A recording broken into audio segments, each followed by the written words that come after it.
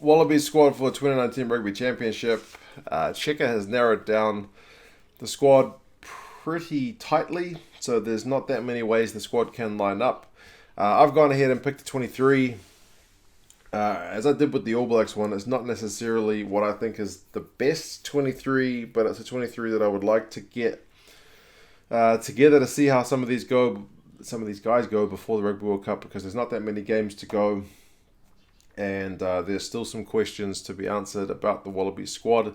They're missing kind of regular players in Pocock and Falau, so it's an opportunity for the Wallabies to rejig things and build things less around those key players. So perhaps as an all-round team they get better, but they do miss a bit of that star power. So I've picked a 23. As I said, it's just an experimental one to see how things line up. It could be that if they did this, they'd fall flat on their face, but hey, I guess you never know until you try. So here's my 23. You guys do let me know yours once I'm done. How do you think you would line the Wallabies up in this Rugby Championship? So front row, I've gone Brumbies, Sio, Faenga, and Alaalatoa. They had a pretty good Super Rugby season. They didn't really give much at set piece time in terms of like being pushed around, so they were putting in a good effort. The maul was a big weapon. The scrum was a weapon. So why not keep these guys together and see if they can continue that form at international level? Second row, I've gone with another Brumby and Arnold, and I've added a red in Rodder. I think I would go Coleman if he was available, but with him out, I'll go with Rodder. Arnold is definitely going to command the air in terms of line-out space, and Rodder around the park is going to do that grunt work. So they're a decent combo. For the back row, that's an interesting one because you're used to having Pocock and Hooper together, but without Pocock, so Hooper gets to keep his number 7 spot with all those tackles. I've put Dempsey in at 6. I think he only played about 9 games this season, but his numbers actually stack up pretty decently.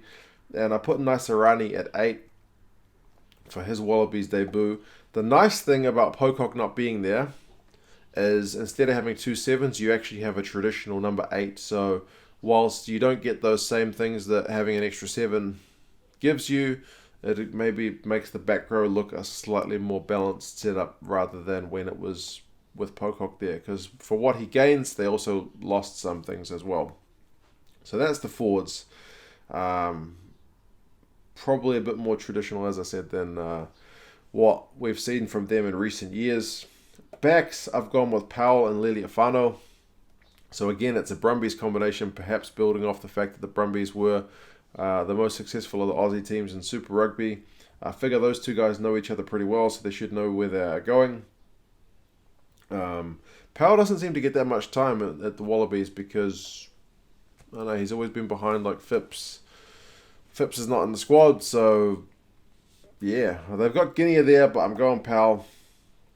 Liliafano, he's back from cancer treatment, which is a hell of a story. I know some of you guys are questioning in the comments whether he is still an elite number 10. I question it as well, but it's kind of why I picked him, to see how he goes, because there's no Cooper, who I might have been keen to try if I could get a Cooper and Guinea combo going, but with no Cooper in the squad, Tamua kind of not setting the world on fire, and Foley being the incumbent, he's probably the more likely pick, but I'm going for something a bit different, so I'm going with Liliafano to see how he goes. He's not going to be taking the ball to the line that much, but I'm looking for him to do that setup play. In that in mind, I've put Karevi and Kuridrani outside him. So 2 big ball runners. I guess you're looking to play direct if you play these guys, because Powell and Liliafano probably aren't going to trouble the defense too much with like themselves running the ball, but you give it to Karevi, you give it to Kuridrani, you are giving people trouble, you are looking for tackle busts. You have to do a bit of smart play, so that's what I'm looking for Liliafano with that. And yeah, there's 3 out of 4 Brumbies, so they should have, again, pretty good combos going. Back 3, I put Dane Hill-Petty at fullback because I think he's the best in the air. I put Tom Banks on the left wing. I mean, he's mostly played fullback, but he's played wing, year or 2 ago, so he can play wing. He's got some gas, so put him there. And I put Korobiti on the other wing from the Rebels. He's one of the I mean, he's not a top tackle busting winger, but he's got more than some of the other guys. So one guy gas, one guy with a bit of power. I think that's a decent combo. Backups, so the reserves. I put Latu on the bench, and he's a guy who always seems to be better from the bench, and he's very good at the breakdown. He gives away a few penalties, but he adds something to the turnovers, so he's almost like your second fetcher. Kepu and Slipper I've got as the reserve props. I haven't gone with Tupou because I did look at his numbers when I did the Reds review, and he's a very good prospect, but I'm not quite sure he's there yet. So I've gone with a bit of security with Kepu and Slipper, two veterans. Backup lock, I haven't gone with a specialist. I've gone with Salakai Aloto, who's kind of a lock loose forward, which might be a problem because Arnold usually only plays about an hour. So you might have to lean on Rodder a bit more in terms of line-out time, but Salakai Aloto is going to add some punch, if nothing else. I've gone with Jones as well as the backup loose forward. He can do a bit of aerial work as well if needed. Guinea is my backup 9. I think he can add something when there's tired legs on the field because he has got a pretty good pass on him and he's more likely to run. I've put Hodge on the bench as well. So I'm kind of expecting Leali'ifano to go the 80. He generally plays, I think his average for Super Rugby was 76 minutes, so that's not a big deal.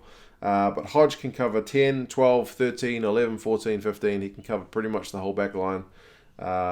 So, yep, put him there. He's some would say he's kind of a jack of all trades but a master of none, which might be true. I'm not sure what his best position is, but he does have a big boot on him as well. And lastly, I've gone with Maddox. I was torn as to who to go for, but I figure if I'm playing Guinea, I might as well play Maddox because those guys seem to have some kind of telepathic connection and that Maddox knows where to be when Guinea is passing the ball. He sets him up with a lot of tries, so it's kind of looking for those combinations. So I would like to get Valtini in the squad somewhere, but I couldn't manage it for this one.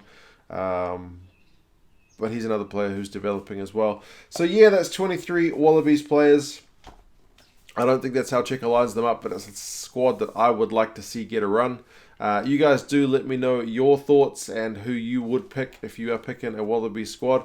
There are plenty of names that I was looking at that are not available because Checker hasn't picked them. So for what he's picked, I've had a pick. And yeah, you guys let me know your thoughts. I'll talk to you again soon. See you later.